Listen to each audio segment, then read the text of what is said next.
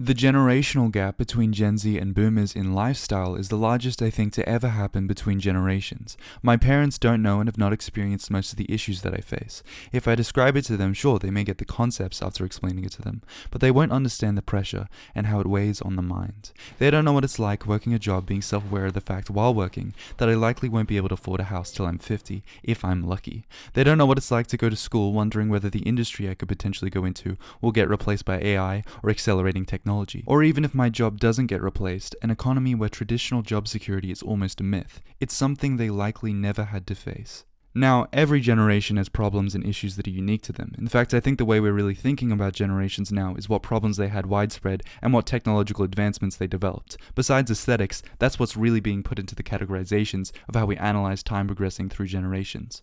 With a historical focus on the West, the silent generation experienced the Great Depression and World War II during their formative years. The use of atomic bombs on Hiroshima and Nagasaki during World War II introduced a pervasive fear of nuclear war that deeply influenced the silent generation. This generation also saw the beginnings of the first major milestones of the civil rights movement, which sought to end racial segregation and discrimination in the United States. The baby boomers, much fitting to their name, were the population boom after soldiers returned and the war was over. This was when consumerist culture first started really developing, with the emergence of technology like transistor radios and the vinyl industry booming.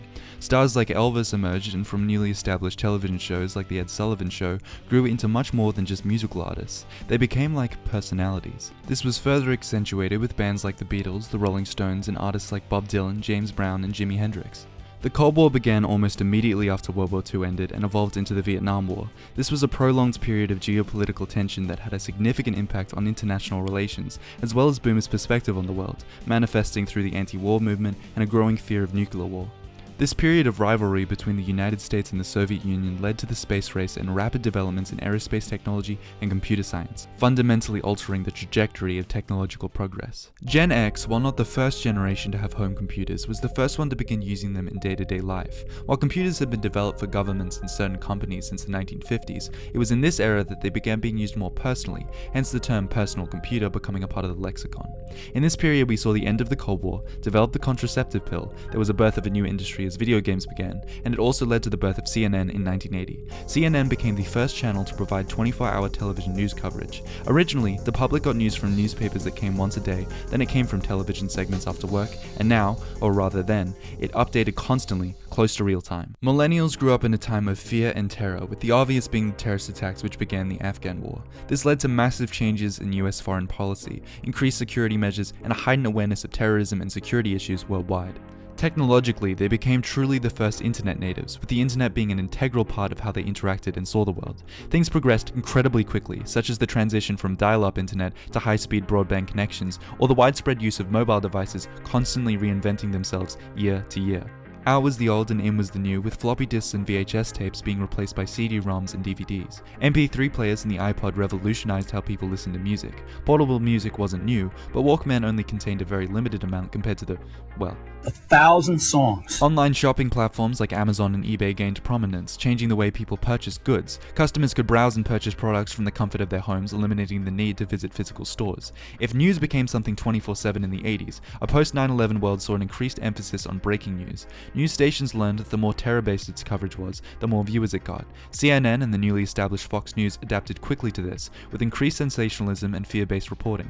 There was also a shift into leaning more into foreign reporting, usually into conflict zones and areas of geopolitical importance.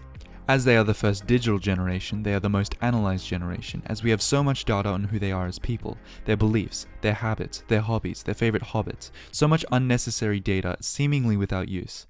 Except, it wasn't unnecessary or without use. In 1979, the historian Robert Wall analyzed how we came to think of generations. He states, prior to the 19th century, the concept of generations primarily revolved around biological connections within families, typically focusing on the relationships among male family members, such as grandfathers, fathers, sons, and grandsons. In the second half of the 19th century, the term was employed increasingly and used especially to evoke the dichotomy between the older generation and the youth. People recognized that individuals born around the same time might have shared cultural or historical experiences, but the term generation gap only began to emerge in popular discourse during the early 20th century. This concept referred to the perceived cultural and societal differences between older and younger generations, particularly during periods of rapid social change. In the 1960s and 70s, the concept of generational analysis became much more formalized. Sociologists and researchers began to study and categorize different generations based on birth years and shared experiences. Authors like Karl Mannheim, William Strauss, and Neil Howe played significant roles in shaping generational theory. In particular, their book Generations: The History of America's Future, 1584 to 2069, released in 1992, helped popularize the idea of generational cohorts in the United States. They were the writers who introduced the concept of baby boomers, Generation X, and subsequent generations, each defined by its unique historical context. If you'll forgive my abridged, poor summarization of history, it was necessary to lead into my actual analysis.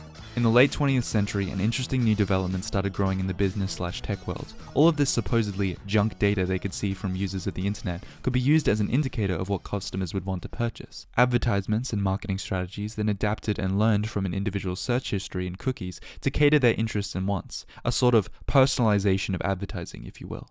Researchers and marketers began using generational labels to understand and target different demographic groups. Generational analysis then began being widely used in fields such as marketing, sociology, and business to understand the behavior, attitudes, and experiences of different age groups. This, with the birth of social media, had an interesting domino effect on politics, business, and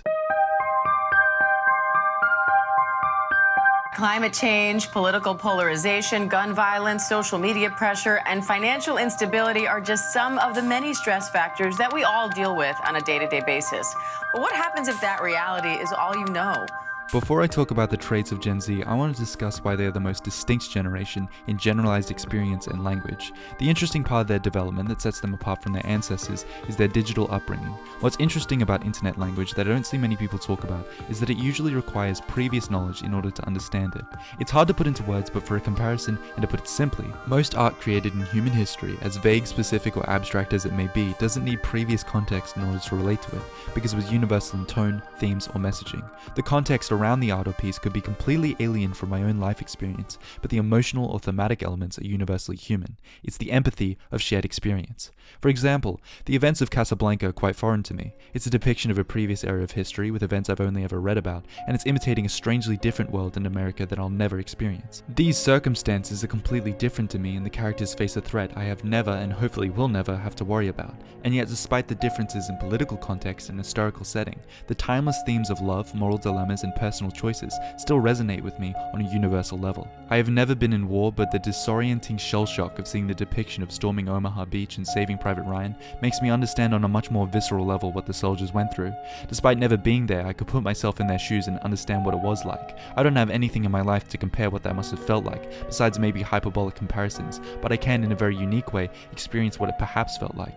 Art could be as grandiose as the world ending or as small and intimate as two people trying to connect. There's always an element of experiencing a sliver of what it's like to live or be human. With that said, there are certain things in life that are so specific that only a small subsection of people could really relate to it, due to things such as cultural differences, niche hobbies, obscure history, or personal experience, things that require previous context to fully appreciate. There's also the factor of time and how that changes people's perception, and also if they can even understand what's being referenced or said.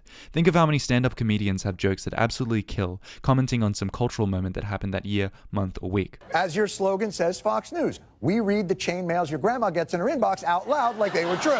While that joke may flaw now, as time goes on and the context around the joke becomes less and less relevant or well known, it will leave people more cold as they won't get the reference despite the content of the joke not actually changing. I'm not saying that this is necessarily a bad thing either. Not everything has to be timeless or relate to everyone. Some of my favorite stories are so personal that they can relate to only a small group of people in a very particular age or time frame. Language is another barrier between understanding that causes a disconnect between experience. If you don't understand a language, you at a very fundamental level can't understand what is trying to be expressed. Generationally, there have been many language barriers. It seems to be one of the reoccurring defining traits of the contemporary younger generations. They have some sort of lingo that older generations can't understand that eventually either die out with the new generation or become so widely known and accepted as they get older that they get added to the general lexicon. Interestingly, previous to Gen Z, that barrier of lingo and language between generations was usually just a replacement word for something previously known or felt. For example, in the mid-20th century, cool was slang used by younger generations to describe something fashionable, attractive, creative or impressive. Older generations might not have immediately understood its meaning or use, but before cool there were words like swell and neat, so they drew from that knowledge to understand the meaning. It's the same meaning essentially, albeit with a few differences, but it holds the general same sense of describing something as fashionable and well-liked. Over time, cool became widely accepted and now is a standard part of the English language, which is kinda cool. The reason I'm mentioning this and have gone on this long diatribe is because although the older generation did not grow up with the term cool as a descriptor, they grew up with words similar to it and quickly, subconsciously understood what someone is saying when they hear the word cool. There is, like art, a shared understanding of experience and subconsciously sharing the same ideas when presented and presenting a description. That is not there for Gen Z and older generations, because technology advanced way too quickly for generations to understand each other. The generational gap from this simple barrier extends far more than any other example in history. This is because the shared experience of Gen Z isn't coming from life, it's coming from media. That is the shared experience. Most Gen Z lingo isn't actually correlated to life or living, it's the reflection of life and living through media. My parents and older generations have no experience that really correlates to growing up with this, so the lingo we use, the humor we have, the things we talk about and the things we worry about seem alien, in a way not present in other generations. In a relatively small time frame, technology became the primary way people meet each other, talk to each other, perceive each other, understand each other, and perceive the self. This has created a unique dividing gap in the usual advisory lessons and experience that typically occurs between parents and children. Essentially, you need to be socialized by the internet to understand the language of the internet. More on that later. As mentioned previously, no matter your life experience, there are some basic tenets that apply to all of us, no matter how hyper-specific your beliefs or situation. The internet, however, is hyper-specific and individualized. Almost all of it is created for you. While most people do use the same apps and websites, what you see can be drastically different from another person depending on your viewing habits, political opinions, likes, and followed people. There is so many different corners of the internet, with so many different things to see, watch, and engage with, that trying to talk about it generally is hard, because everyone has a uniquely tailored set of interests, preferences, and communities they engage with and experience that would delegitimize a generalized explanation of what it is like. This created a weird reality for Gen Z to grow up in, where their parents could not relate to them or their generational struggles, as they have no experience that could compare to it as the usual generational gap could. Gen Z typically understands technology and apps better than their parents do, so when talking to them about it, it's a clear disconnect. Even if the parental guardians were internet savvy, their understanding of what the internet is would be whatever the algorithm has decided them to see. The generation after Gen Alpha, and maybe Gen Alpha themselves, won't have this issue because by then their parents will know of the ramifications of social media, and because they too grew up with it, can give advice for how to exist within this relatively new form of conversing and viewing and bond with them. Gen Z did not have that luxury. We were, and still are, patient zero for what is now our technological, media-obsessed virtual culture. It's a very unique situation we found ourselves in, one that ties to the word oversocialization derives from the word socialization. Socialization is how we are trained to think and act as a certain person or group does. It's basically the learned process of how to behave. Socialization comes from many things: family, mass media, school, but also your friends, peers, co-workers, and culture. Because we never stop learning and our behavior is collectively always changing, it's more of a process rather than a status or achieved indefinite state. Oversocialization, on the other hand, is a term used in sociology and psychology to describe a situation where an individual has been so excessively influenced by social norms, values, or cultural expectations to the point where it hinders their ability to think or act independently. This can result in a lack of personal autonomy and creativity, as the individual's thoughts and actions are primarily guided by external influences rather than their own individuality, thinking, or life experience. While the term oversocialization itself was made and referenced by many scholars, most notably Erich Fromm, it was mainly popularized by this guy. If you've read his manifesto, you know the term was used by him as a criticism of leftist psychology, how it supposedly alienates people from their inner nature and makes people frustrated about social issues without a method of release. I'll put the criticisms up on screen, come to your own conclusions. However, Kaczynski notes that while he sees this as a problem mainly with leftists and also the futility of conservatives, he states it really has to do with technology itself, and our still very new but rapidly advancing industrial society. I'd like to borrow this term, not to analyze or criticize political psychology as Kaczynski, but rather use the term as a descriptor of what happened to Gen Z with social media and technology, why it happened, and where it's going. Think of how much information you've consumed on a yearly basis. How much do you actually remember? Every bit of celebrity gossip, the news, the comments, the articles, the videos. Most of it we process for like a minute and then it goes from our memory. Even viral things become vague things you remember happening. Sometimes even information that may be interesting to us or seemingly valuable, like a deep dive, documentary, or something factual, can almost be like Intellectual popcorn. Something that while you do digest and eat, it isn't a main course meal and is used to satiate an appetite of engagement under the allure of information. It feels pragmatic to learn, but most of the information in it you will never use in day-to-day knowledge and will forget about just as soon as you've watched it. Essentially, it's like year 12 maths. Do we really need to know about some serial killer's backstory, or biblically accurate angels, or things you didn't know about sharks? It's one of those pieces of information that you may mention to appear more knowledgeable than you are at parties, but that's about it. The algorithm is a constant feedback loop of mostly useless information that will keep you engaged and is designed to keep you engaged. Things that are interesting, that are engaging, but ultimately don't amount to much thought. I'm right now talking about information, but when we talk about media, it takes on an additional role, that of shaping perspective. The content we create and consume isn't merely just a transmission of information, it becomes a lens through which we view the world's issues and people, often tinted by whoever's making it, or in the case of the wider internet, the collective consciousness of the digital community it's in. Okay, this is going to sound reductive and silly, but it is social media. We are socializing through media. The language is a mesh of pre-established things we've seen and talked about. It's kind of like a constant advertising stream of self-aware references. You could say that's most of language already, but language is a descriptive tool. Media is perspective. The problem that arises when you socialize around media, to the extent Gen Z has, is you become socialized through media, rather than life. This deep connection to digital experiences has led to what I term Gen Z's unique oversocialization. This and something else, but I'll get to that later. In traditional socialization, individuals learn from a variety of experiences, including face-to-face interactions, cultural events, and personal challenges. However, for Gen Z, the majority of their socialization occurs through screens. The digital realm becomes a substitute for real-world experiences, shaping their perspectives, values, and even self-identity. Now, it's important to note that obviously people are still having face-to-face interactions. They're still having cultural events, and I'm sure everyone is still having their own personal challenges. But they often bleed together with technology and media while having them. At events like concerts, music festivals, sporting events, we're constantly filming. We immerse ourselves in what's happening, yes, but we simultaneously view the performance through the lens of our devices, transforming our participation into a blend of direct engagement and mediated documentation of it happening in real time. Often when we're out with friends and we're experiencing life with them, we're showing them things in our lives through our screens, little bits of our life. Our understanding of each other comes not from living with each other, but scraps of perspectives of who they are in certain moments. And with a lot of modern relationships nowadays, while the core tenets of them take place in real life face to face, a significant amount of time in the relationship happens in texting, snaps, or calls. It's usually not the core of a relationship, but a lot of the building blocks like getting to know someone, forming inside jokes, setting boundaries, and building trust comes from conversing through text rather than in person. Or take the more mundane aspects of typical day-to-day life. While driving somewhere or on the train, you could sit in silence, just thinking, maybe resting, maybe dreaming. You could.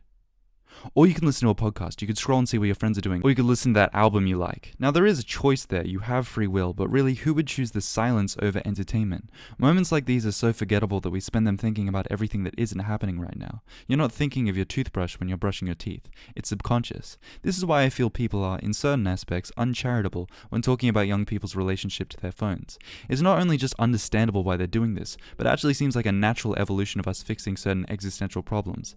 Have you ever experienced a moment so grandiose or personal that you wished it could last forever or immortalize it in a way? Like a concert with friends, or a wedding, or a trip, or a massive life change? Well, now you can capture it and share it, making a memory last forever in real time. Have you ever been on public transport and bored out of your mind? Well, now you don't have to. We have, in a way, fixed boredom. There's always something new to look at, there's always something new to hear, and because of the algorithm, not only is there this never-ending content, but it's catered to you. Remember earlier when I was talking about how art is usually universal and displays core aspects of what it means to be human? Gen Z's language, humor, and expression mirrors the algorithm and is instead very individualistic. It relies on previous context to relate to it, usually tying into whatever they watch or consume. This new kind of manufactured individualism has bred a new way of perceiving each other as well. We originally created art to imitate life, but strangely now, life is imitating art and the expression of self. Identity itself has become tied to media, essentially. In a more day-to-day context, there is a growing trade-off in the supposed advancement and constant companion of infinite everythings regarding perspective. Why sit through a lecture when you can skip to the parts relevant to you and your studies? Why read something when you can watch a summary? Why watch something at 1x speed when you can watch it at 2 and retain the same amount of information? Why do the dishes without music when you could make it more enjoyable? Why manage your calendar Reading requires manually? sitting alone by yourself in a quiet room, and I have friends, intelligent friends, who don't like to read because they get, it's not just bored, there's an almost dread that comes up, I think, about having to be alone and having to be quiet. And you see that when you walk into most public spaces in America, it isn't quiet anymore. They pipe music through. And the music's easy to make fun of because it's usually really horrible music, but it seems significant that we don't want things to be quiet ever anymore. And to me, I don't know that I could defend it, but that seems to me to have something to do with when you feel like the purpose of your life is to gratify yourself and get things for yourself and go all the time. There's this other part of you that's the same part that can kind of is almost hungry for silence and quiet and thinking really hard about the same thing for maybe half an hour instead of 30 seconds that doesn't get fed at all. I feel there are many different dually existing contradictions about the 21st century. We are more connected than ever, and yet we are isolated. We seem to be overstimulated, and yet there seems to be a numbness from that overstimulation. Seeing too much too fast, if you catch my drift. We have more information than ever, but we can't focus. It's not that we're not introspective, or we aren't thinking about these problems, far from it. I think it is the type of introspection that we're participating in. What's weirdly happened in a post-lockdown and post-TikTok landscape is analysis of social interaction has become like the intellectual popcorn I was talking about earlier. It's bite-sized, it's fast, and it's a form of analysis that favors brevity over depth. The observations don't come to a real conclusion, they aren't full stops, they cater to the accelerated pace of modern attention habits because they, like it, need to constantly keep moving. It's important to note how usually, for lack of a better word, disposable a lot of this content is. It's not that it won't age well, that's not the issue, it's that it simply won't be important or insightful or in any sort of way useful in a very short amount of time because it isn't made to have any sort of staying power. It's like watching old advertisements for products that don't exist anymore. Its sole purpose to make you want a product has no enduring value because there's no point in being advertised an old dream. That's what a majority of this junk data will become, irrelevant pieces that have become obsolete. This once again has to do with the algorithm. The algorithm is not a judgment of worth, it's a judgment on relevance and recommendations. As our attention spans get faster and faster, and we need more stimulation, moments, discussions, and topics begin to follow the same suit. That's why I generally have avoided giving specific examples or speaking about specific people. Any example I could give in this video would be outdated within 2 years if that, because internet culture is always changing, which may make my writing seem vague, but I'm trying to demonstrate that while the people and trends have very little staying power, as does the commentary, the impact of them does. It will stay with the generation long after it is relevant. That's what makes broad internet analysis very strange. The most important part, which is how this is changing social dynamics in perception, language, and our view of each other at a rapid pace, at least at this point in history, doesn't get discussed in the way it should, because the events and topics themselves are always more interesting, engaging, and profitable than the meta-commentary, meaning we aren't having a sustained conversation about the impact of internet culture, we are just having conversations about trends that lightly tackle the subject. An example I could use that I haven't seen many people talk about is the sort of paralysis of choice with upsetting news coverage. I mentioned this previously on a more existential video and topic, but on a personal level, there is a guilt between the choice of being emotionally affected but informed on the news, or choosing to be blissfully ignorant purposely with certain kinds of information that is upsetting. It's not just the argument of being informed or uninformed, it's about the response and philosophy of how we deal with this new change of constant information, visually, auditorily, and most importantly, subconsciously. Originally, news in the earlier systematic way was delivered from messengers or town criers, until the printing press came around and information could be replicated en masse. It presented a more structured and periodic way of presenting information, rather than the sporadic and oftentimes sensationalized words of speakers trying to draw a crowd.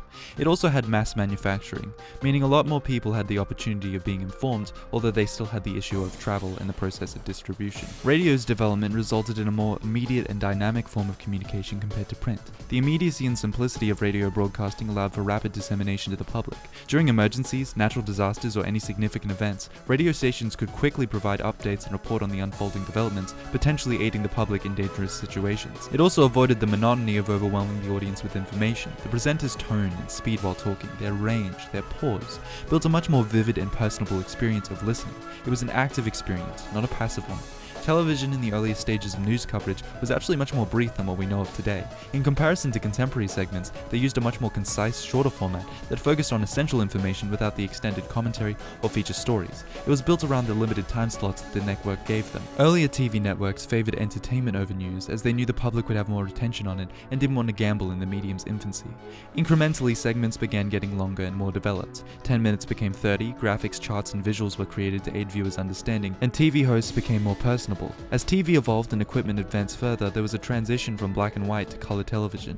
Remote controls became a standard feature, allowing viewers to change channels and adjust settings without physically interacting with the television set. Satellite technology enabled live reporting from remote locations, so journalists could provide real-time coverage of events as they unfolded.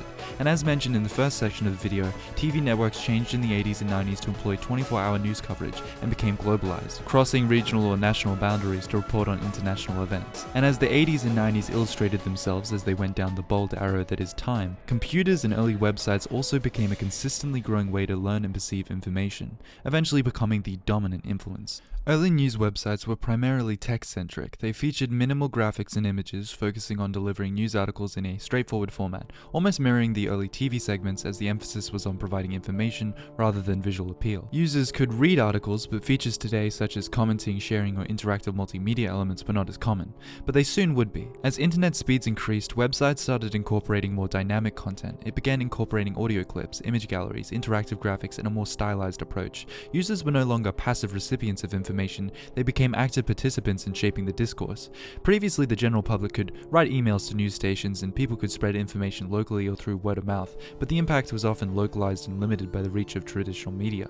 The ability to have a camera integrated into a portable mobile phone, paired with the new 3G that allowed communication, streamlined the very process of broadcast to the general public. And with websites popping up in the 2000s such as YouTube, Facebook, and Twitter, it was clear that the medium of online content was going to be driven by user-generated media that was unlike the previously controlled networks. Nothing exemplifies this more than YouTube's original motto of broadcast yourself. In the 2010s, a slow but noticeable shift happened mainly for the younger generations, where they primarily got their information from online platforms. The appeal and advantage of such platforms being the immediacy, community, and tailored interests filled with like-minded people. It didn't have to feel personable, presentable, or marketable because it was made tailored for a person's individualistic taste. And because the internet was user-generated, unlike networks, any interest, hobby, or area would likely have developing connected communities that would share information, media, and developments. Also in the 2010s, the internet became quite centralized and has stayed that way. A select few websites became the hubs for discussion, content production, and developments. And while the internet is the biggest it's ever been, a majority of the traffic is driven by the same few websites. Any event or development in the world would have people sharing their thoughts, personal stories, or anecdotes all the time, 24/7. Infinite developments, infinite news. Citizen journalism became one of the primary ways journalists and networks got information, with photos, videos, and eyewitness accounts consistently sharing events unfolding all over the world live. And obviously, misinformation due to the abundance of information started growing rapidly. I want to highlight the importance of the platforms when talking about this. Twitter, for example, intentionally limits the word count of its posts currently to 280 characters, though recently you can pay for a premium account and subscription to unlock up to 4,000. I repeat, on a platform whose mission is to serve the public conversation, you have to pay in order to speak more than 2 sentences a post. This is intentional. Upon Twitter's conception and beginning, the character limit originally of 140 characters was tied to the constraints of SMS technology.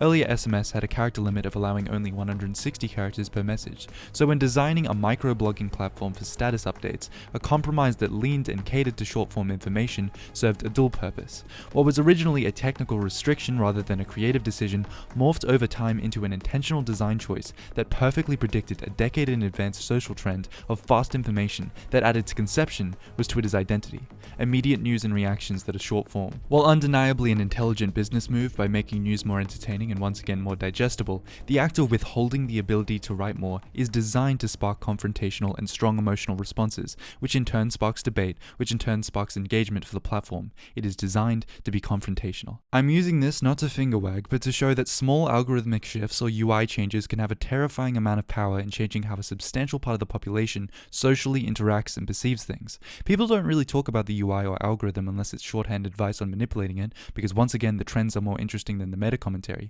but the platforms have a unique identity that I haven't seen people talk about. Take if one day TikTok, Instagram, or any of the other day-to-day centralized social media gets deleted. I'm sure a lot of its history will be preserved, but I'm also just as sure that in whatever manner the preservation takes place, it will miss out on some of the much needed context to understand the actual climate, landscape, interpersonal connection, and culture of what it was like. The very way the feed shows us content and updates has a massive impact passively of how we view it. If you divorce the feed from posts and the post isolated then becomes the remembrance for how Twitter, Instagram, or YouTube was, it's a misrepresentation. This is unlike any other information platform. You could watch a TV program without the context of its platform and not miss much, because TV was a strict schedule of pre-planned airings, not a personalized, ever-changing feed based on a personalized, ever-changing algorithm.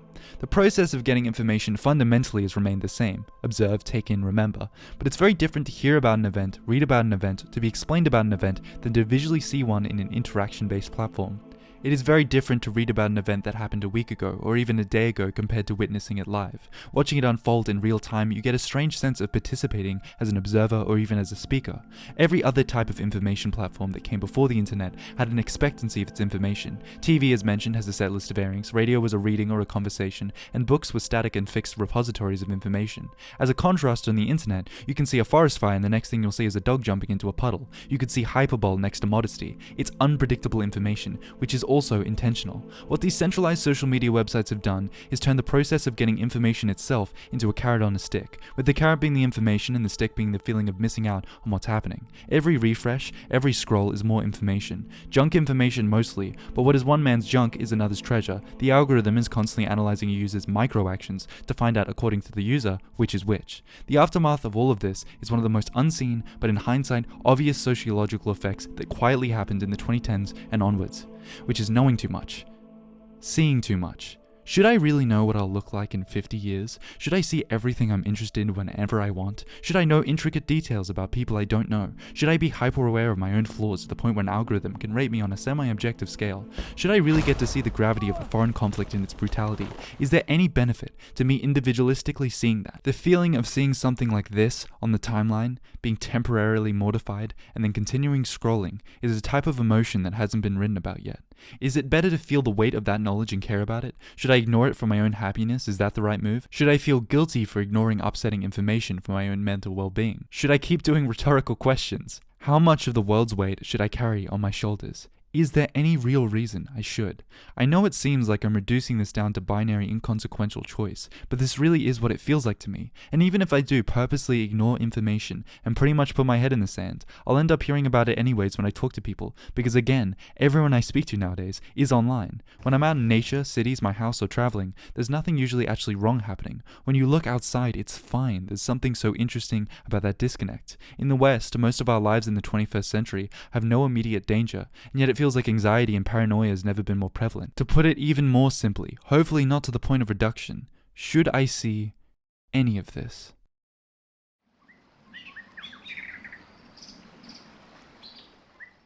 In the middle of 2021, as the pandemic hit my country, I decided to quit social media and go dark. I deleted everything and shut myself off from what was happening. I just read books, watched old movies, read political theory, did my online school, and worked out. I, for the first time in a long time, felt like I could psychologically breathe without people constantly telling me how I should be living my life or how I should recontextualize things. It was the happiest I'd been in a long time. The reason I quit was because I recognized early on that there is nothing I could psychologically gain from learning about problems I can't fix. And that felt like the entirety of the early 2020s. Knowing bad things are happening to innocent people, having it broadcast everywhere, talked about everywhere, getting given an infinite number of perspectives, and just sort of watching global events as an observer rather than a participant. The only pragmatic thing you could do with the knowledge is behavior analysis, like I and many others have done, but that's about it. Or arguing, winning, and losing debates on varying topics which usually never change anything. It's just people trying to make themselves look more intelligent and win points. Ignorance isn't just bliss in the information age, it feels like psychological healing. I don't mean to project here, but I think there's a reason that self-help and self-improvement has exploded in the 2020s. It's almost like a response to needless information and feeling powerless against it. The generation gap, as mentioned previous, has left Gen Z without guidance to navigate such a drastically changed social and economic ecosystem. Something filled that void. I'm going to talk about this with a more critical look later on, especially its more fringe elements, but at a base level, it is quite admirable that Gen Z's first immediate conscious response to growing up in such a weird environment and fluctuating state is to fight it through a form of self-growth. Self-improvement has always existed. Most philosophical texts, while some are speculative, is about how you should live rather than what is life. People all throughout history have attuned themselves to different mindsets and explored what it means to live, what habits should we develop, and the general pursuit of a good life. So while a lot of speakers act like they just discovered a secret life hack that no one else has thought of for dramatic effect, if you look at it, a majority of self-improvement influences are just riffing on what the Greeks educated. And that's not a bad thing, the Greeks nailed it. Self-examination, trying to focus on things you can control, accepting fate and circumstance, they're all good virtues that are simple to implement but hard to keep. Restraint is another type of Stoic virtue that has been actually updated in modern times. Restraint was typically against vices like lust, gluttony, and greed, and while that still applies and holds weight, a lot of what Gen Z is trying to get away from, take a break from, or just set a time limit on, is ironically most of the advancements that have defined our generation and will be remembered as our legacy, not the vices baked into our fundamental psychology. Everyone can recognize the utility of all these new changes, it's practically disingenuous not to, but it's also recognizable that scrolling feels purposeless sometimes. It can become like an intellectual version of materialism, Where instead of possessions, it's gaining more knowledge that at a certain point just becomes noise that covers up just being alone with yourself, like watching a sitcom as a replacement for company. What makes philosophy like Stoicism attractive, and especially attractive in this age as opposed to contemporary advice or media feeds, is that it has staying power. It's ironic, but a problem of seeing too much in an algorithmic information platform is that most of the things you see aren't helpful. I can't use a majority of this. The platforms advertise themselves as the place where discussions take place, but what's the point of this when so many discussions are over trivial things that I don't really gain anything by viewing? There's a duality in feeling like I'm wasting time while on it, but also a feeling of missing out when I'm not. As a segue juxtaposition, unlike a lot of other skills in life, weightlifting or training the body through exercise gives a visible difference you can track over time. With a skill like cooking, for example, it's a more routine-like awareness of kitchen knowledge and ingredients. As you improve, knowing things like the right temperature of heat, when something is finished, which fruit looks good at the supermarket, these things are built over time, but you don't change fundamentally. You just grow a subconscious awareness through repetition and practice. In contrast, weightlifting is a consistent conscious persistence to improving a skill for the purpose of visibly seeing a difference. The amount of effort you put in directly has an effect on the amount of muscle gained. It's a reward system built off the fruits of your labor. Something interesting about rewards in the digital age is how designed they are. Instagram's likes are meticulously engineered to trigger specific psychological responses. The use of red when a notification appears, the visible metrics of that number stacking, the way posts are never isolated but always in comparison of each other, built to manipulate our pre-existing psychology and make us crave the admiration we see others have. Video games are another great example of this in a different flavor. There is a reason that in industries such as online multiplayer games, they've begun doing the live service format. Games are starting to feel like secondary jobs with how much grinding tedium they have to unlock things or keep player retention. It's like a surrogate replacement for having actually done something. Fulfilling some challenge, getting some achievement, or unlocking something through time in the game world keeps the player engaged and feeling fulfilled. It scratches that itch of dopamine of having achieved something. And with things like battle passes and events, it creates pressure to log on every day and do certain tasks so that they don't expire and you get a reward. It's a feedback loop of validation that is also designed to make you feel empowered, or that you've earned something. Whether you're actually having fun becomes something arbitrary, as the main focus is not letting this item or event get away from you. But weightlifting as a comparison again isn't designed to be empowering, it is just empowering. It wasn't made by Silicon Valley types or a boardroom of executives. It's intrinsically what our reward systems are built for, to incentivize us to achieve. And when so many modern day practices are predicated on unnaturally manipulating our natural reward systems, that which is just natural feels like a breath of fresh air. Sure, there is a noticeable effort in achieving things in games, and it can sometimes be beneficial socially, especially when in groups of friends, and the likes feel good momentarily, and can show appreciation of great works or genuine talent or pretty people or whatever. But I can feel the difference after a workout.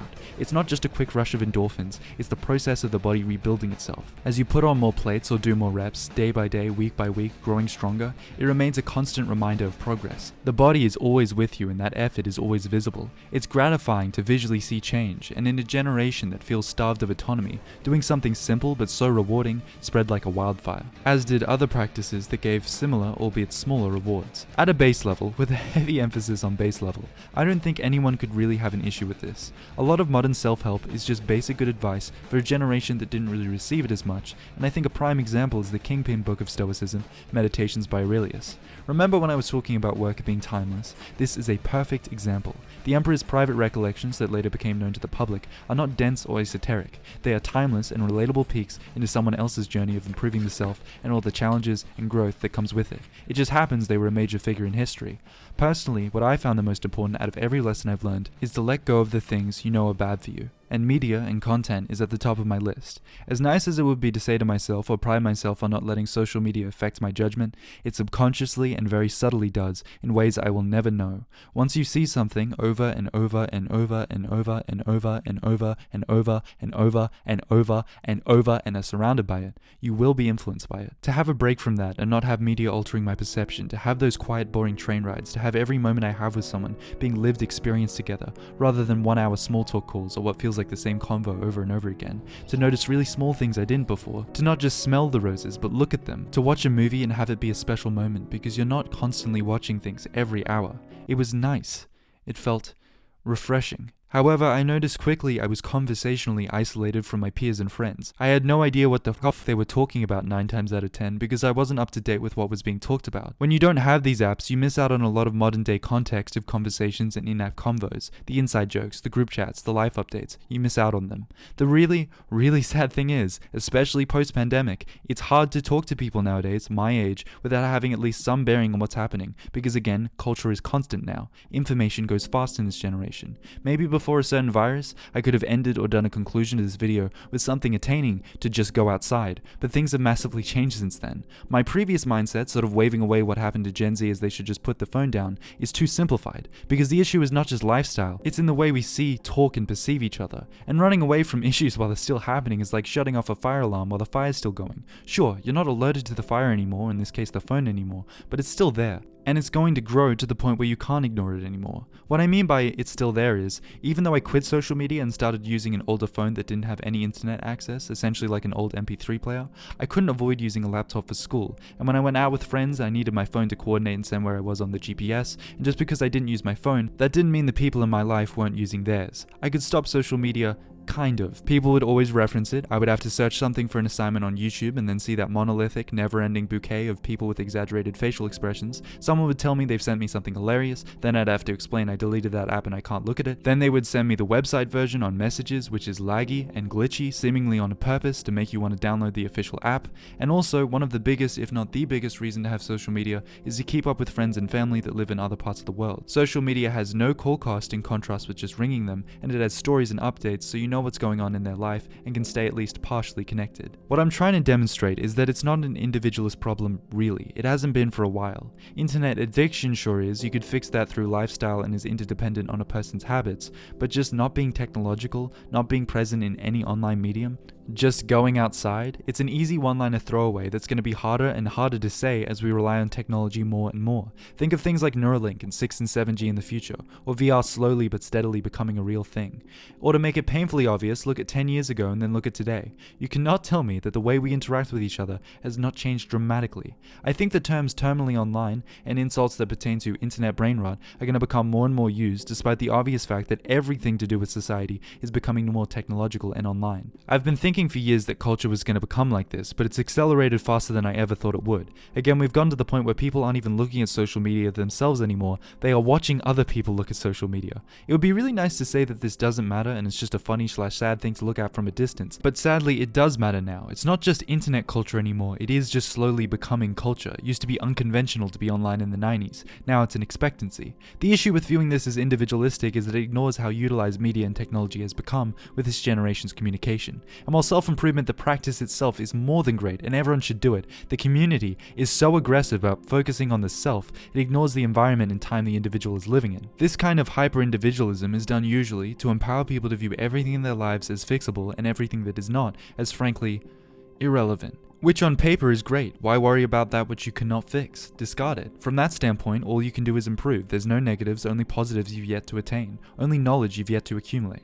This mentality, though, of everything in your life having to be productive, or for a lack of a better word, serving you, can lead to disregarding things viewed as weighing you down. A side effect of this is to view people as disposable and everyone and everything as a competition. I'm seeing more and more people not only adopt this mindset, but ditch friends because they don't follow the same mindset, grindset, megamind, toyset set of beliefs. Because nothing says I'm a free thinker more than immediately disassociating with anyone who doesn't have the same lifestyle or mindset as you. Sounds like a great friend, really. This type of presentation of life is done so people can advertise their lives as perfect, while making people, especially young people, feel guilty about their lives, making it more competitive, making it more isolating, making it harder to open up, leading them to want to do the same. But if you view friendship as only utility and every guy you meet as competition, how can you ever have a genuine connection or friendship with someone? This should be obvious, but I don't believe the solution to loneliness is getting more and more competitive with each other. If you think about it for maybe a second, you'll see where that will lead. There's also this attitude of personal responsibility to the 8th degree. Take phones for example. Social media companies have been manipulating and studying our neurochemistry for as long as they've been around. As mentioned previously, every microaction analyzed for optimization. This is not going to stop. To once again counter my idealism, at the beginning of the video I said Gen A won't deal with this to Gen Z's extent due to Gen Z being acclimated to technology and be able to guide and give advice for future generations on how to handle it.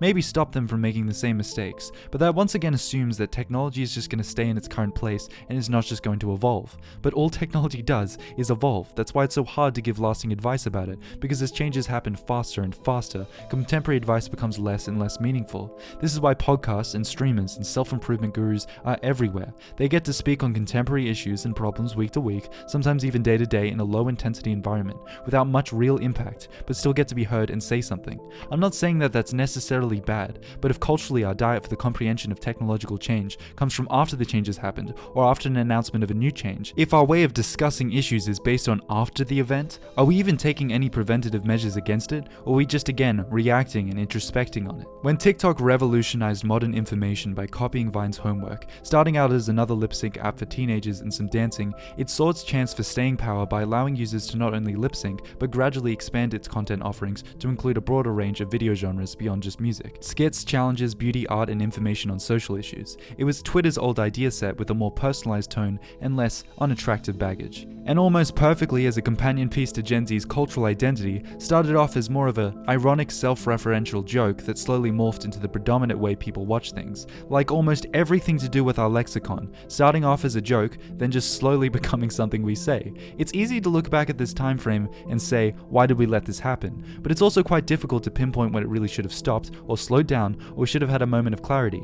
I slowly saw people talk about complex, multifaceted political issues in the span of a minute or 5 sentences, including most leaders of the free world. Was it that moment? Was it the moment that an application designed for teenagers had its sole selling factor be that users could send each other videos and images that delete after opening them, essentially making it a for teenagers? Was it then? Or was it when people started talking about how fast information is ruining our attention spans while using an editing style that caters to fast information and short attention spans? To me, that moment was recently when I saw multiple people say and truly believe that it is the children's fault for being addicted to their phones, despite it being self-admittedly designed from all of these apps' conception and implementation to exploit psychological vulnerabilities and keep users engaged for as long as possible. People still blame the youth as if they wanted any of this to happen or are responsible for it. Just as it is bad to shirk personal responsibility and blame God, nature, society, and existence for all of your problems, it is also bad to view every failing, problem, or flaw as a personal or individualistic one. Sometimes it is society's fault, or nature, or existence. Trying to idealize reality to the point where you have to justify every act or vice it has as personal will lead you to tyranny, because when you can't admit bad elements and call it out when you see it, you will be ruled by those horrific elements. Our response to atomization, where all that matters is the individual, is further atomization that leans into all that matters is the individual. I didn't and don't mean to get so grandiose with this, but these companies are going to perfect this formula until every moment in life is monetizable or catered to you. That sounds incredibly hyperbolic and presumptuous of me, but this is a known, real philosophy that companies are implementing, trying to create the ideal algorithm to where you will constantly be stimulated by a stimulus feed until you aren't living life anymore, you're just watching it. It's called race to the bottom of the brainstem. There is a reason that videos autoplay in one will as this video ends, that Netflix shows you another movie when the movie is over, that when the credits roll now you instantly get recommended the next episode. The list goes on and on, auto-scroll on short-form content, articles having other articles, always on screen. There will be a glass ceiling where we won't be able to get any more time out of the user, not because their methods won't continue to become more addictive, but because there literally won't be any time left to squeeze out of the user because of sleep and work. For now. The reason I'm so trepidatious against this mentality of not focusing on the problem itself and leaving it to the corporations is because all throughout the 2010s it was shoved down my proverbial throat that it is an individual's fault that they are addicted to their phones, and year after year I saw companies get more intelligent and making their digital products more addictive. I slowly saw the same adults lecturing me about wasting time on things like video games, arguing on Twitter on nonsensical issues, or getting their view on the election from Facebook's algorithm. So when the same short-sighted reductionist argument that adults told to me in school was brought up in modern day conversations, even more so, I felt like I was in a whiplash-like Groundhog Day where the same arguments from my childhood had been recycled without meaningful progress, almost intentionally making children blame themselves for what companies have done to them and then looking for gurus and father figures to fix their problems. Let's just say that this is how it's going to be now. Corporations are going to optimize their algorithms more and more, we optimize ourselves more and more, like a tennis game of attention wars. It makes sense, constant adjustment to constant change. Duality, thesis, antithesis. And as much as I complain about all these changes, these doomsday scenarios that we see in dystopias always neglect that people do have their own autonomy and agency, and more importantly, people can recognize when they're going off the beaten path. There's this self-awareness we have in digital lifestyle, like realizing you're out of shape after not working out for a while. You can look up and see 40 minutes went by and you weren't even really entertained by what you saw. A response to that is you could set a time limit, or you can keep it in your head for next time. Even the mindset I mentioned of hyperproductivity to the extent of leaving people, most people, even if they do end up implementing that mindset, will likely grow out of it, or ask themselves, is any of this actually making me happy? There is a fundamental resilience we psychologically have to recognize when something has a grip on us that should not, and feel an important inner guilt about it, leading to self-assess and self-regulate. It would be misleading of me to leave out that at any given time you can opt out of technology or self-regulate. At a certain point, it is your fault. But the missing link, overlooked aspect that needs to be understood and eventually lead to a synthesis, and what this entire argument hinges on, is that children don't have the agency to optimize themselves. They don't have the wherewithal or self-awareness to know that they are being advertised to. They don't have an awareness of self because they don't know themselves. Yes, 12-year-old me could likely set some boundaries, some restrictions on myself, and understand that watching Let's Plays all day probably wasn't a productive way to spend my day. But can a 4-year-old?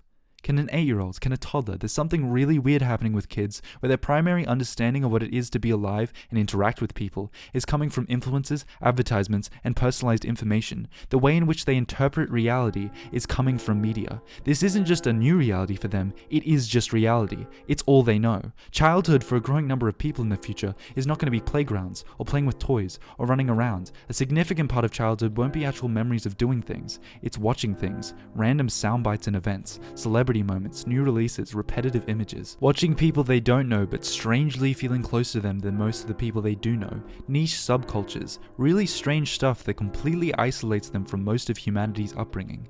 This is why Gen Z is the lonely generation, and I'm not just talking rates of loneliness. You can throw up statistics or charts or explain how our attention span is becoming about as short as a movement of a finger, but that doesn't accurately portray what this feels like. There are certain experiences of this generation that just haven't been expressed or displayed yet, because it isn't relatable to the human experience, it's relatable to the digital human experience. What is it like seeing someone you care about pass away, or growing apart from someone, but having constant access to photos of them, brief glimpses into who they were again? What is it like literally seeing time go by, seemingly faster and faster? What is it like growing attached to someone you've never met? What is it like having a significant part of your childhood one day just be gone? What is it like to have so many memories that take place in environments that fundamentally are not real?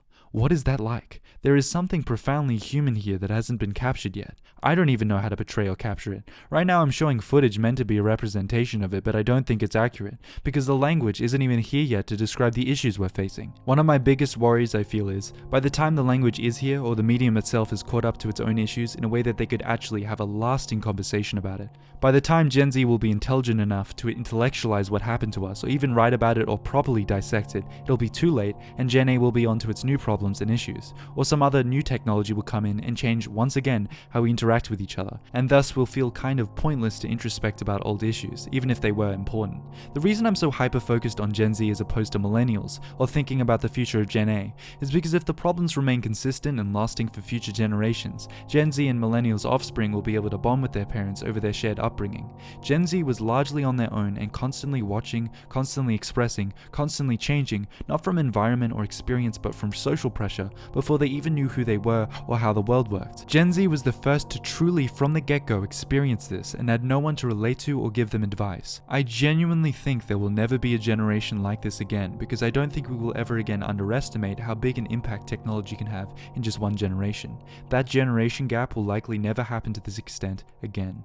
Everyone's pretty much aware of it now, and everyone is adapting to these changes at the same time now. People say we look to the past with nostalgia and rose-tinted glasses, and while I agree with that generally, I really vehemently disagree with that notion in this case. Every day I look at all of this, and then I remember in my childhood, I never saw any of this. My whole adolescence, I've slowly seen changes happen again and again and again, having no real way to stop them, and I have no one to talk to about it, because this generation is not just isolated from each other, but from every other generation. I endlessly react to changes I have no say in that have dramatically altered the psychology of my generation, and will continue to do so. It's changing rapidly, pretty much every year, and has since the mid-2010s. Not to be overdramatic, but I'm going to be overdramatic for a second. I think there is a longing that anyone who grew up with this has that will stay with them till they die. It may get repeated in the future to the point where it may seem almost redundant or absurd or cliche, which is, what if I didn't? Yes, you're performing muscular movements with your hand as you're jerking off, but what you're really doing, I think, is you're running a movie in your head. You're having a fantasy relationship with somebody who is not real, strictly to stimulate a neurological response. So look, as the internet grows in the next 10, 15 years, and virtual reality pornography becomes a reality, we're gonna have to develop some real machinery inside our guts to turn off pure unalloyed pleasure, or I don't know about you, I'm gonna have to leave the planet. Why? Because the technology is just gonna get better and better, and it's gonna get easier and easier and more convenient and more pleasurable to sit alone with images on a screen given to us by people who do not love us but want our money. And that's fine in low doses. But if it's the basic main staple of your diet, you're gonna die. Well, come on. In a very meaningful way, you're going to die. To talk about where this is going, we need to talk about qualia, or more precisely the lack of qualia. Now, qualia sounds like a cocktail from a Spanish bar, but it's actually a quite deep, hard to define concept that you likely already know without the word in your vocabulary to describe it. It's the raw feelings without the analysis or observations of living, of feeling, of sensing. A common example to demonstrate it is biting into a bar of chocolate. What does that feel like? What is the texture like? What feeling do you attach to it? What emotions or memories does the taste of chocolate invoke for you personally? The challenge arises when we attempt to articulate these sensory experiences. How can you communicate what tasting chocolate is like without losing the qualia, without losing the essence of the sensation? You could use metaphors. Chocolate is like a symphony of sweetness, each note a perfect harmony of cocoa and sugar. It's a dance on the taste buds, a melody that wraps around the senses, leaving behind a lingering aftertaste of joy. You can subtract it down to its raw ingredients, explain the process that led to it being manufactured into the product you see before you enter tasting. You can break it down scientifically, explain how the taste receptor cells in the taste buds respond to certain neurochemicals, providing a sensation. But that's not what tasting chocolate is like, right? It's similar to trying to explain what color is like. Color is a visual perception resulting from the way light interacts with objects. Sure, that's not wrong, but that's not how we experience color, the redness of red, the blue of blue, the connotations we have in the senses when viewing these things. Describing the taste of chocolate, or the sensation of seeing the color red, can never truly convey the full richness or diversity of the experience. No matter what metaphor or analogy you use, it's not a representation that can transmit the lived experience of sensation. This carries over into other things like media. Similar to the question of, do you think you understand tasting chocolate by descriptions of it? If you watch life, do you think you have an accurate understanding of what it is like to live? Take day in the life videos. They're trying to show their supposed day in the life, even though they're talking to a camera, setting up their camera, making sure the lighting is good. They're trying to convince the viewer that it's natural, but it's not natural. It's a performance trying to tell me it's not a performance. It's more of a demonstration of routine than an actual daily ritual. Nothing about this is daily. No one sets up their camera, non-copyright stock music doesn't play when I make breakfast, there's no jump cuts to all the interesting bits. The very polished presentation contradicts the notion of an everyday experience, and yet it's packaged and marketed as if it is one. It doesn't matter how real or authentic it is in presentation, it's fundamentally not your day in the life. This also carries over into people. Take myself for example. You could read all of my medical history, learn about my education, travel to every place I've ever been to, speak to everyone who's ever met me. No matter how much you read or see or hear, fundamentally, you don't know me. No matter how good a description, how beautiful a piece, how detailed an artwork, an illustration, how stunning a video, how great a day in the life video, media and observation is a reflection of what it is like to live, a reflection of who we are. It is a creation of consciousness, but not a part of it. It is a representation of qualia, not qualia itself. It doesn't have that cocktail from a Spanish bar. What the f*** am I saying? The general thesis I've been building to this entire video is that Gen Z has been socialized through media more than real life, through reflections of qualia more than the baseline qualia itself, and this has built an alienation from their own humanity. I mentioned how language hasn't caught up to the problem itself, and I have no idea how to actually articulate a solution, because by the time I do, this will probably be in my brain. However, I'm gonna guess a few hypotheticals. As AI becomes more and more intelligent, it will most certainly make things easier and make society as a whole more efficient in numerous areas that will grow year to year. But humans will have to now compete with it in certain job markets. We already have to deal with a very competitive schooling system and a new career navigation with people changing their jobs on a much more frequent basis than previously in recent history, due to an increase in remote work, economy changes, and the after effect of being locked inside for 2 years. Compete is an interesting word to use in this case because in its meaning and established etymology it implies that there is a competition going on, or an end destination achievement. But AI isn't competing, it's a tool that will be used to replace the mundane and repetitive jobs regarding things like numeracy and diagnosis. At least that was how it was advertised. It is interesting that one of the first things to be threatened is art and creation, the expression of self. There are now AI songs, AI films, AI videos, AI social media accounts, AI arguments, AI discussions. Our ability to communicate to each other through symbols, stories, and proverbs has now become clouded and distorted from our own creation. That artificial element I talked about earlier of modern life imitating media, which in of itself is a reflection which imitates life, is going to become 10 times more weird when AI, which is designed to analyze life, can only do so through the reflection of media and binary data that has no actual basis of what it means to be alive like we do. An AI can describe what a sunset feels like. They can be very in-depth. They can describe it with such emotive language that it really feels visceral, even though it's just descriptions and narratives based on patterns and data. But I can experience a sunset. I can actually feel the warmth and vitamin D. I can describe what the weather was like that day because it's an actual place and not just a narrative designed to imitate a place. I could tell you how the day before impacted my mood and perceived feelings of the sunset right now because I'm an actual person and not just an artificial speculation of one. AI is only going to have depictions and information on sunsets, no actual experiences or feelings attached to it. Its understanding of what living is like is completely divorced from qualia, completely alien from humanity. And as our socialization becomes more digital and the digital becomes more artificial, not only will we be socialized through media, it will be through artificial media. A Xerox of a Xerox, a painting of a painting, a demonstration of qualia done on mere descriptions of qualia. The symbols we use will become symbols of symbols. Could you imagine asking a reflection of Christ to atone for your sins? Could you imagine falling in love with the recreation of someone's personality? Could you imagine connecting with an AI more than your fellow man, because it's designed to be more agreeable, understanding, and cater to what you like? These things often seem like faraway objects that another generation will have to deal with later down the road,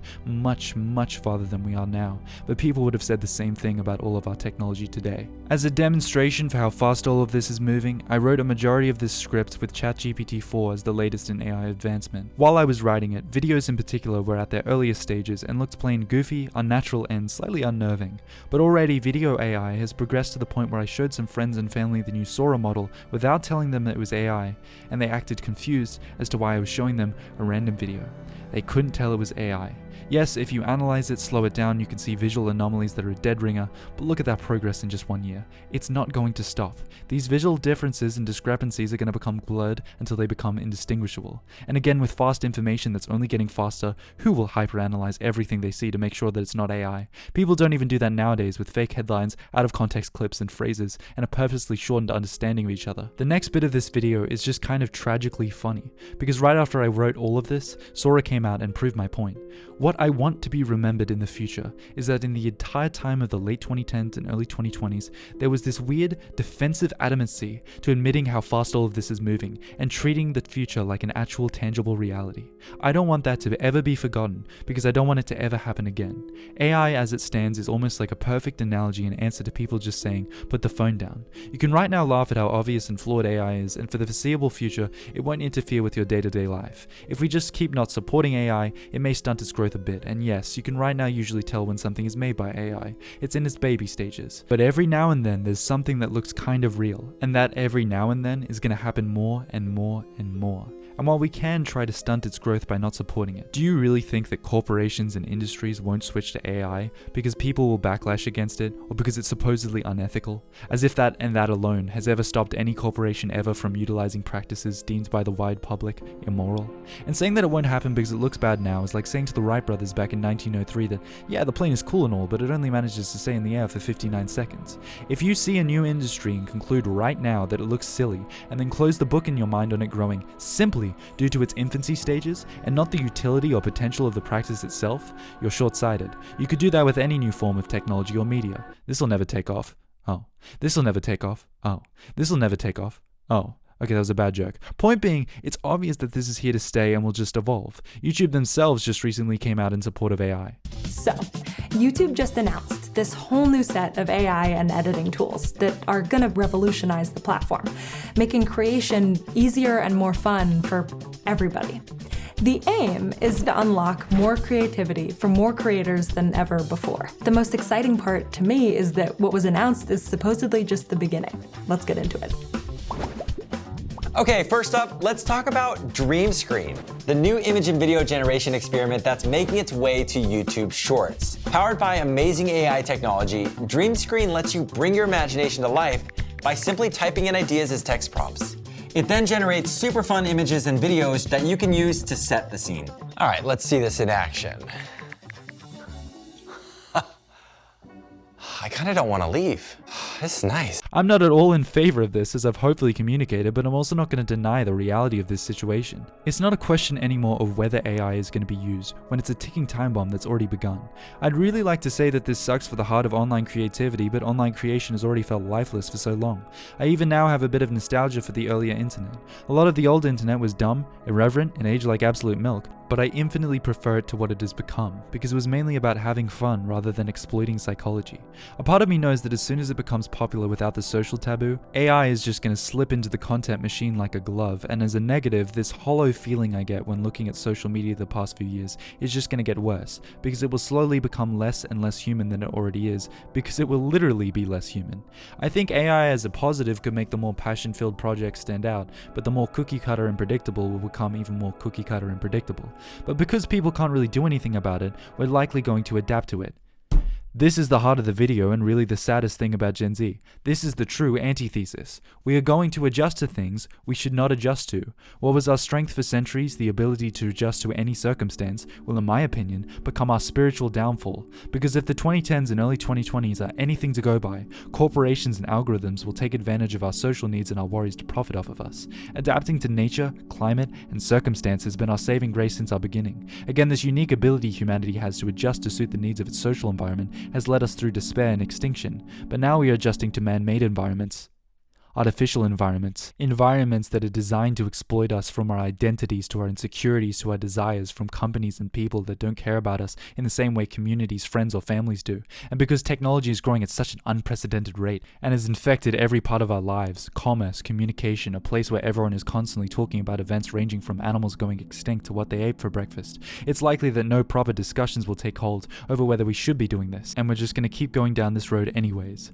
Being self-aware enough to recognize a problem and unable to affect the problem, that powerlessness I talked about in my previous video, knowing that no matter what you do or how you express it, you can't stop it, is horrible. But what's even worse than that is knowing that the problem is going to get exponentially worse as time goes on, and attempts to get away from it will all be futile in time. I could write my heart and soul into a convincing argument about the way in which technology is ultimately bad for our spiritual and mental health, and maybe a majority of people would even agree with me. But it wouldn't change a thing, and me being self-aware about it not changing a thing wouldn't change a thing. If I actually gave advice that you should stop using technology or social media, it'd be bad advice as mentioned previously. It is rapidly becoming such a disadvantage to be offline or disconnected, and also would you or I even be able to do it in an actual meaningful way? What is much more realistic advice is something along the lines of spend less time on your phone, don't worry and be anxious about problems you can't fix. But again, that's individualistic basic general health advice, and while a good adjustment in this weird time we're living in, it treats it like it's an individual problem of mindset and a problem that somehow is fixed in place, but it's not. I remember being told all throughout my youth that comparing yourself to people you see online, particularly in beauty, is unhealthy. It was one of the few things early on with social media that adults actually covered well and with maturity in advising the youth, and I think this is because the generation gap didn't actually occur here. Magazines and celebrity culture had already created idealized images of how the body should look like long before social media, and if I was to go a bit further with this, feeling insecure about the body is just a human trait. I said all of this was unnatural earlier. If I was to be more concrete and precise, it is unnaturally exploiting our natural insecurities and desires. And because the nature of modern man is a competition of rapid adaptation, truth and the basis of reality becomes something kind of irrelevant to the media socialized generation. It doesn't matter that the fitness influencer is on steroids. It doesn't matter that the Instagram model is using Photoshop. All that matters is the presentation that is viewable. Why don't I look like that? Not only are they comparing themselves to unrealistic standards, they are trying to meet those unrealistic standards while knowing that it's unrealistic. I think this is because at the basis, this is not a part of the human experience. It's not meant to be there. I'm not meant to deal with this. But the fact that I'm not meant to is irrelevant because I am. Being alienated due to technology is not a mindset issue because we're adjusting to changes that purposely alienate us further and further, given replacements that can never replicate true sincerity, community, or love. I stated in my previous video that despite what Nietzsche said about people losing meaning, people always want it, and people always yearn for it, signaling that they're not truly nihilistic or have truly lost hope, but rather have a hole of meaning that they can fill through exploration, understanding, and a deeper kind of connection. It's hard to find a nihilist who is happy or content with being nihilistic. Though some exist, most are looking for a sense of purpose and to find a solution to nihilism. I think the problem actually mirrors media and technology, only that the problem is so much worse and so much more licentious and purposely isolating. In the same way we need purpose and ideas, on a personal level we need love and connection, but because our technology is getting more comfortable, we don't need to go out and get it. We are being fed artificial, again surrogate replacements that are replacing our natural methods and are so much more validating, so much easier, so much less risk, but also so much more binary, so very lifeless, and so hollow feeling. Companies and influencers can't really profit off of an existential despair, but they can most definitely profit off of loneliness and a need for validation and purpose. Whether it's fulfilling any sexual desire you could ever have, fulfilling any intellectual validation or sense of righteousness through seeing others put down or having content dedicated to stroke your ego, it is designed to slowly become so intertwined to identity and life that it becomes a vital part of it. The only constant is change, and I get that, but these changes are so artificial and inorganic, made completely for financial incentive and primarily affecting the most vulnerable group there is, children. I'm not saying AI will destroy art as we know it. I'm sure it'll open some floodgates and invite new methods of expression. I'm not saying that the future is going to be a dystopia in which almost everyone is depressed. It likely won't be that dramatic and usually never is. I'm not saying that there's no positives to social media. I've seen people make friends, find love, find their deepest sense of self, and create and share some of the most interesting things humanity has ever created. The future probably will have new advancements in medicine and science, and we'll be able to understand more about our brains and chemistry, perhaps be able to manipulate our bodies similar to the ways we've bended nature and natural resources to suit us. I'm sure we will have breakthroughs that enable us to prevent and treat diseases, potentially even eradicating certain ailments that have plagued humanity for generations. With a deeper understanding of genetics and biochemistry, personalized medicine could become more common, tailoring treatments to an individual's unique genetic makeup and health needs rather than from just observable symptoms and taught practice, in a way that doctors today simply can't do with the tools available to them. We could change humanity until what it means to be human becomes something almost completely different from our presumed definitive understanding. Technology is undoubtedly our future. But what are we losing in the process? Is it worth improving technology to the point where that which makes us human becomes a transaction or a learned process rather than an experience that is natural and grown between people? What I'm saying is that feeling, that disconnect, the one of observing life rather than living it, of seeing so much but processing so little, having everything at your fingertips but feeling so reduced in choice, is just going to keep happening because we've already adjusted to it. While it won't be the end of the world, it will be very, very lonely. To provide a larger, succinct thesis, Gen Z's unique oversocialization, at least at this time, is constantly adjusting to technology that isolates them, with the methods of adaptation they implement quickly being made obsolete by how fast the technology they are adapting to changes. They become outdated almost as soon as they're established. This perpetual state of flux leads to feelings of existential disorientation. The result so far has been withdrawing into the self via introspection or self-improvement, or escaping it all through said technology. It's atomized. Even the supposed solution is even further atomization. Everything is about the self.